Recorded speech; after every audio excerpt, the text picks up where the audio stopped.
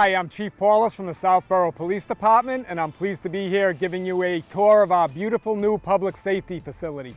So just to explain a few things in the design process, if you're looking at the building, so you'll see that there's two bump outs, and on everything from the bump out on my right is the fire department, and everything on the bump out to my left is the police department, and the middle is the lobby and the dispatch area. So if you were overhead looking at this building, it's kind of shaped like an H.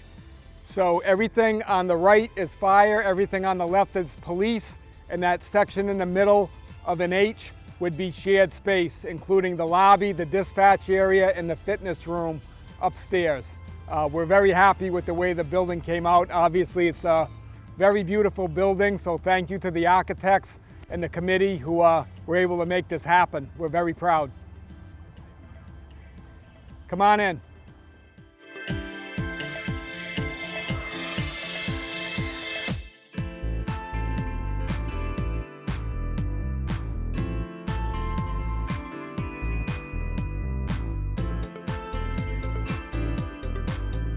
Hi, I'm Steve Achilles, your fire chief, and welcome to the new public safety building, and I'm going to show you the fire side. So when you come into the door on the fire administration side of the public safety complex, we have two floors. The first floor is mostly workspace and administrative offices where most of the public will be coming in to do business. And we have a second floor that consists of the living spaces and the dormitories of our firefighters. Another key component of our department is the Apparatus bay, where, of course, that's where our fire trucks and ambulances are stored. I do want to introduce you to a part of our station alerting system that's located throughout our side of the public safety building.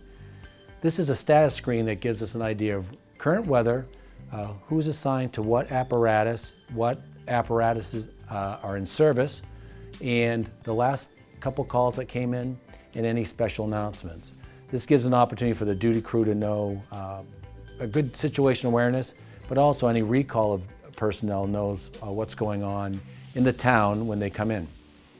If there is an emergency, the station alerting system will change this screen from what you see here to half the type of call or incident and its location, and this side would be a map giving us a geographic location of it within the town.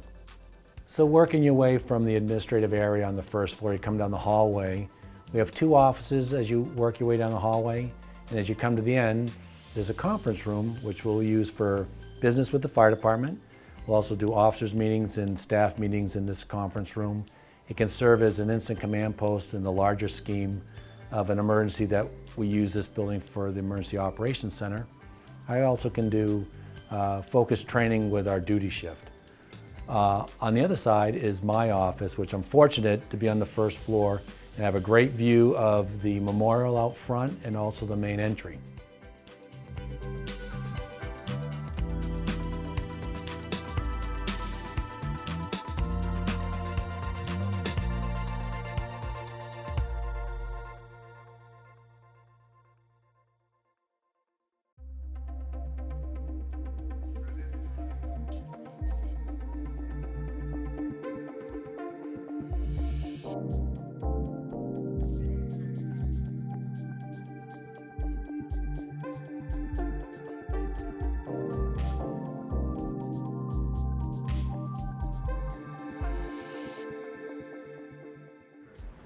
So as we move out of the administrative area on the first floor, we come into probably the largest space that we have in the public safety building, and I think what will impress a lot of people is the apparatus bay.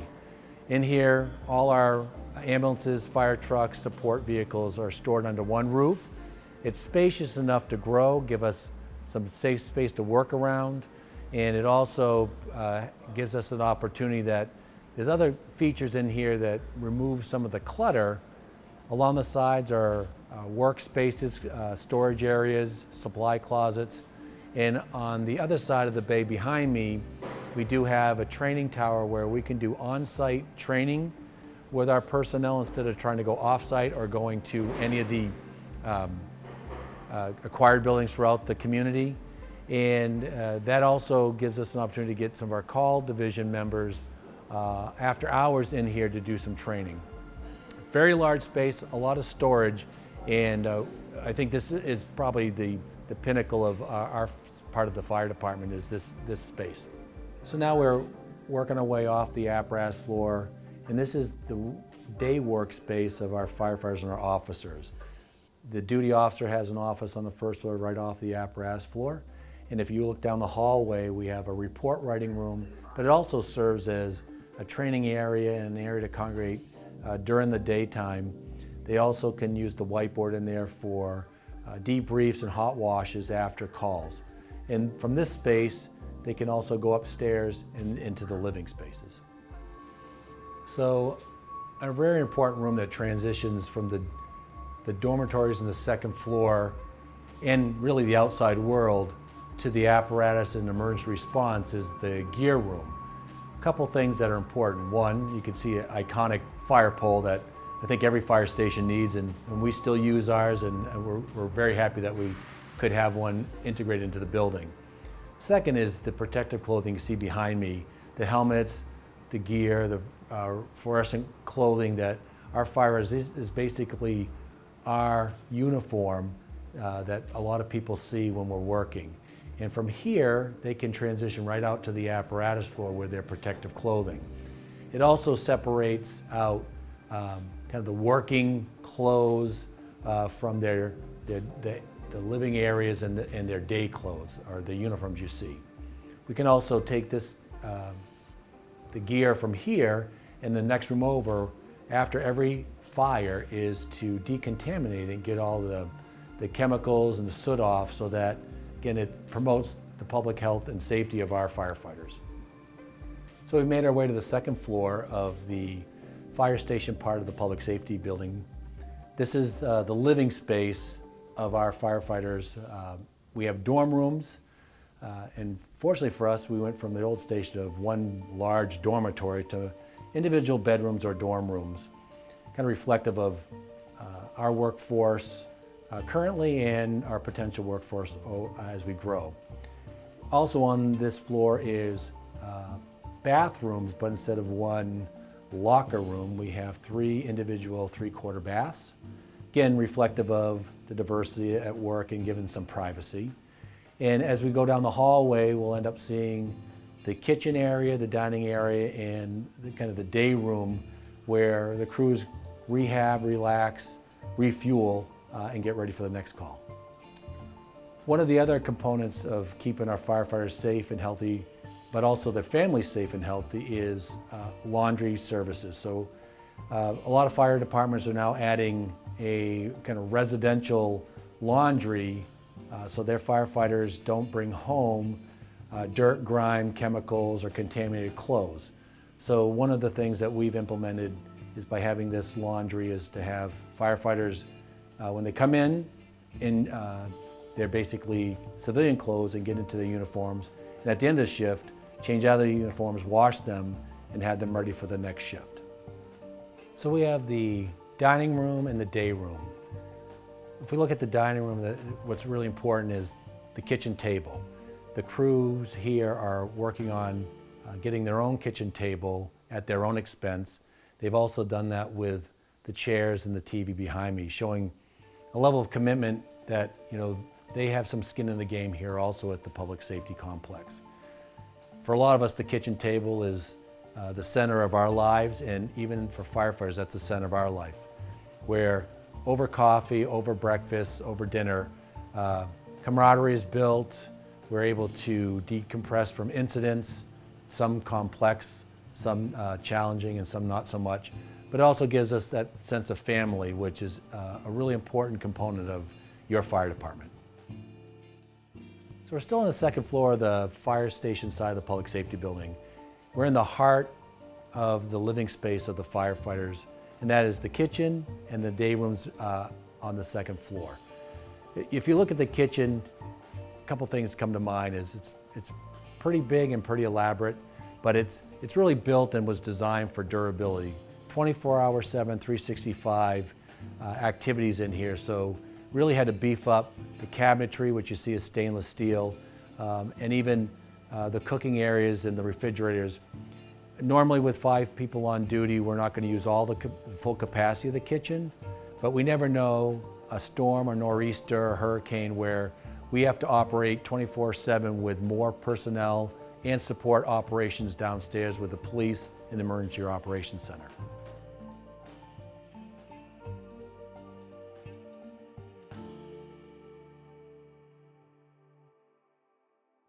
So now we're in a shared spot for both the police and fire departments.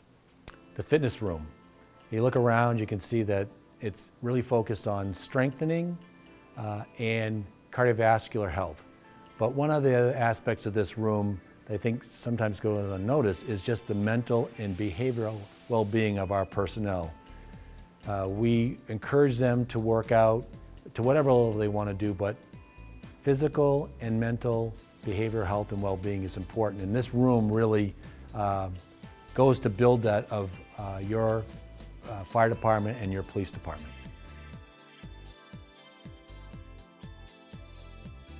So we've just walked into the front lobby area. As you can see, you walk in and dispatch is right in front of you. We run a shared dispatch system for both fire and police. So we have a dispatcher on duty 24 hours a day, 7 days a week. As you can see, it's a beautiful lobby. We have granite floors. If you look down, we also have each department patch and marble inserted into the floors. That was an add-on. I think it was money very well spent. It catches people's eyes when they walk in. You'll also see that we have a little bit of unfinished space right now. I'm looking out, and to my right and left where you see the blue and the red chairs, there'll be some display cases for department memorabilia from the past. So those will be very impressive when they're done.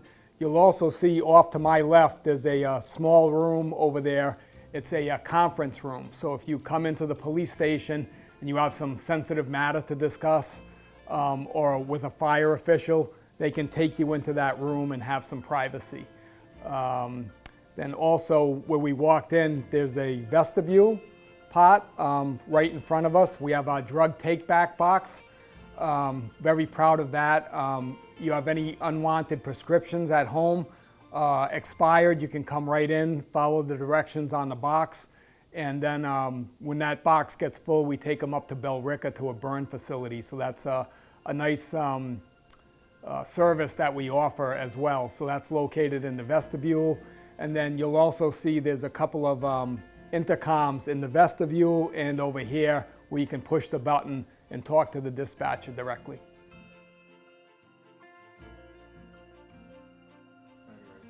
So hi, we've come over to our public meeting and training room. Very proud of this room. It has an occupancy of 49 people per code.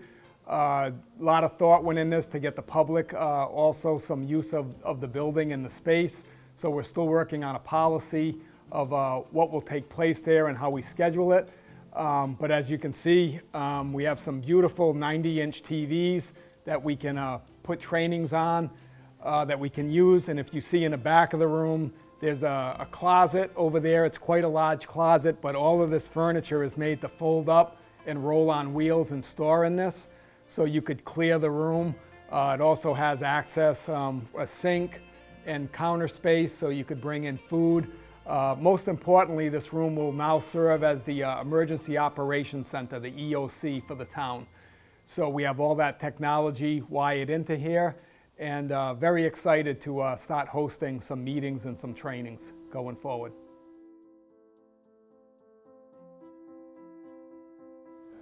So we're in our police roll call room. As you can see, this is where we would do our briefing. So from the past couple of shifts, a new group comes on and we read whatever happened that was significant from the last shift or two. Also, you'll see the seats in here. We can conduct brief trainings. We have a TV which we can hook into Wi-Fi and have the officers updated on their training. You'll also see they have mailboxes where they can catch up on anything that's come into the station for them. So very beautiful room, plenty of natural light, and just a great space. So hi, we're in the sergeant's office, and we currently have 5 sergeants, so we're lucky enough that they all have their own cubicle and working space. We do have room for expansion upstairs in the detective office for the future. And as you can see, there'll be a reoccurring theme. Great light, great work area, great for morale, and they oversee the covered parking for the cruisers, so just a nice space for them to work in.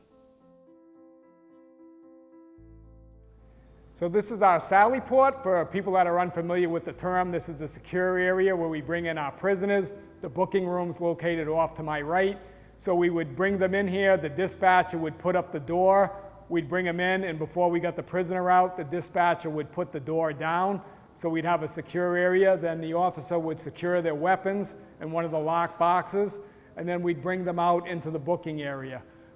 When we did the design of this, we did a drive-through, so we don't have anybody trying to back up out of the area, maybe being unsafe, causing an accident. And as you can see, it's quite spacious, so that if an officer or a prisoner got sick and it had to be a secure area, a rescue could pull right in here, and we have enough room for a police vehicle. So a lot of thought went into that, and it came out well. So we're currently in the booking room.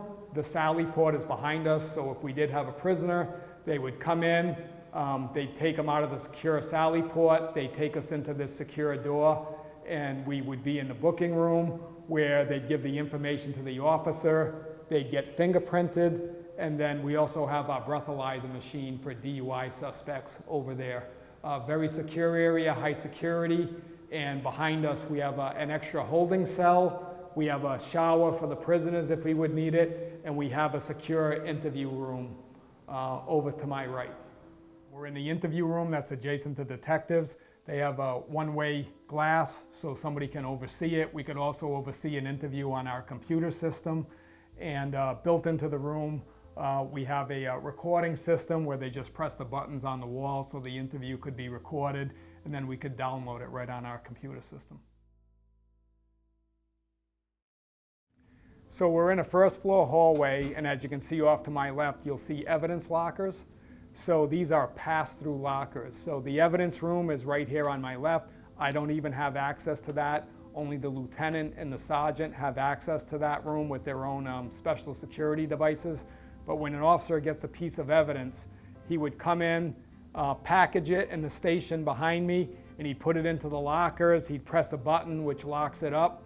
And then the evidence officers would go in the room, and like I said, they're pass-through, so they take it through the extra side to ensure security of anything that went through there.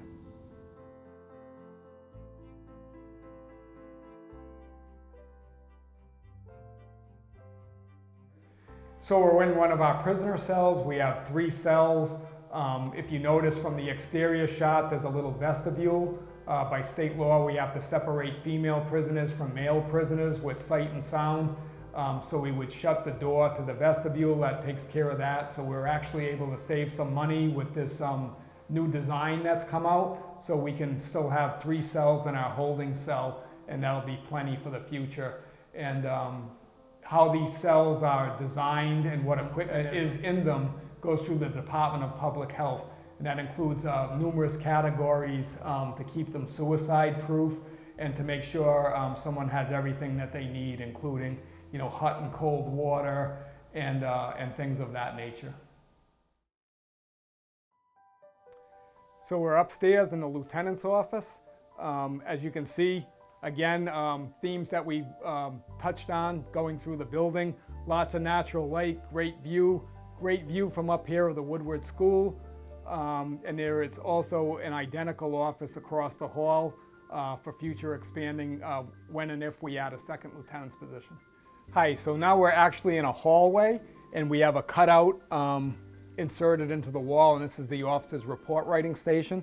So we have 4 stations, and then directly across the hall in the OIC's office, we have a large-scale copier. So they write their reports, and they can print them right there, and then go about their business for the rest of the day. But very nice space.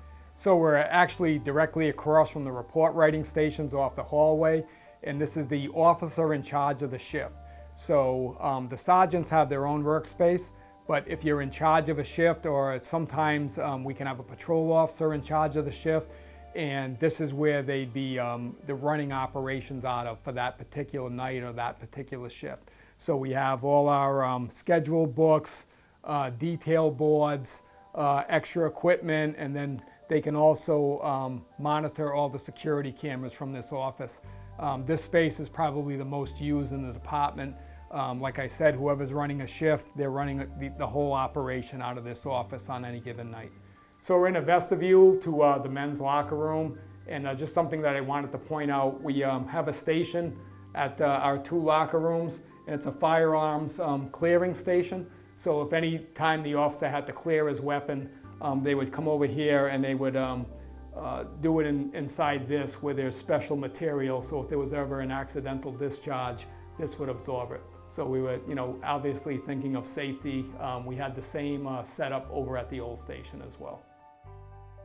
So again, we're in the men's locker room, and as you can see, we have very great spacious lockers. A lot of these were brought over from the old station. That's something that they did very well. Before I got here, a few years, they got state-of-the-art lockers, and we were able to package those up, bring them over, and then match them exactly with new ones for the space. So as you can see, plenty of room. There's also a space on the bottom that pulls out that's ventilated where you can keep your shoes and your boots. Some other features, you probably can't see it, but there's an electrical outlet where the officers can charge their tasers and their portables at the end of their shift. And in addition, each locker comes with a locked storage box where they could put their valuables or their weapons in it. So very lucky to have these, we're thankful. So we're in the break room, so nice space to have. Obviously you see the table, we have a small kitchenette over here, so when the officers bring in their food, they can heat it up or prepare it. It's not an uncommon occurrence for officers to pull a 16-hour shift, so it's nice to be able to come and be able to unwind someplace for a little bit. So we're in the garage space on the north side of the building. It's right adjacent to the stairs where the officers come in and out and they go up to the locker room. We've also been able to add some lockers for the officers' gear bags so they don't have to lug them up and down the stairs. So a normal course of operation would be the officer finishes roll call, he gets his keys, he comes out here, he picks up his gear bag, and he goes out to his cruiser located to my left in the covered parking. So we're currently on the north side of the building, and this is where the police will mainly operate out of. As you can see, we have the covered parking for the cruisers, and then we have 2 garage spaces, and then also we have a side entrance. And this will be the main area where the officers operate out of. The staff parking is right where the camera is now, and our main location will be operating out of the north side of the building. So we're in our dispatch center, and as you can see, we made it large enough. We currently have 2 consoles, as we did at the other station, but we left enough room and we planned it where you could have a 3rd console. So if the operation expanded well into the future, we could add that 3rd console, or we could entertain the idea of hosting regional dispatch or a 3rd console for the EOC center. As you can see up on the wall, all the security cameras, that covers the whole exterior of the building, along with all the areas in police and fire. The dispatchers have their own lockers and their own small break room, their own bathroom, and off to my right, there's also all the technical wiring, things like that for the building, so we'll see that in a minute, and I guarantee that that's an impressive site.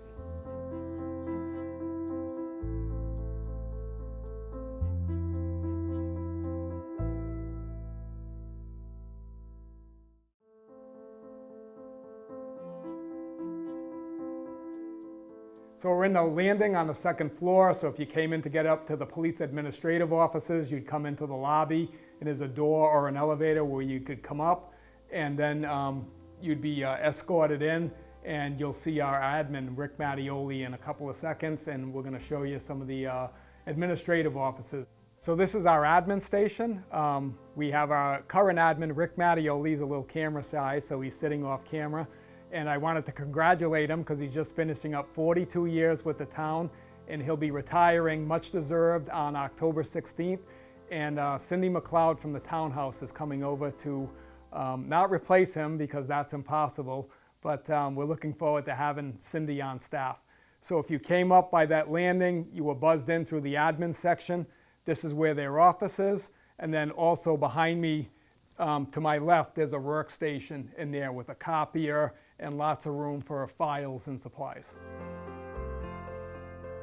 So we're in the police conference room. This is right adjacent to the lieutenant's office and my office across the hall. So a great space. We can hold our staff meetings in here. We had our building meetings in here for several months, and we got a TV if we ever need to do some training, and also just a great space if there's numerous members of the public that have to come up here and meet with me, and then we can hold a private conference right in here. Again, great windows, great view, great natural light, a great workspace. So last stop on the tour, we're in the chief's office. Very happy with the way it turned out. I know that there's many members of town government that come in here and are a little jealous because they say I have the best office space in the town. Didn't plan it that way, but that's the way it ended up. So have a beautiful view of the fairway of the golf course, and then overlooking the soccer field behind me, and plenty of storage, and just a great place to come into work every day. So this is going to conclude the tour. I'm out front of the station now at our Police and Fire Monument. I'd be remiss if I didn't mention that this is the exact same setup that came over from the old station. It was built with a new station in the future in mind, so it was all portable, actually able to be disassembled and reassembled on site. It was very impressive to see a crane lift this off the old site and to set it up. I think it came out beautifully. This is also where we hold our 9/11 ceremony every year, and as you can see, there's also a piece of steel that came over from the Twin Towers. So just a very solemn spot, and actually a beautiful monument to the men and women of both the police and the fire professions. So we're on the other side of the Police and Fire Monument, and I'd be remiss if I didn't point out the bricks that came from the Worcester coal storage fire in 1999, where very unfortunately, tragically, 6 firefighters lost their lives. So we pay tribute to their sacrifice. Well, again, I want to thank you for touring our fire station and taking a little time out of your day to walk through it with me.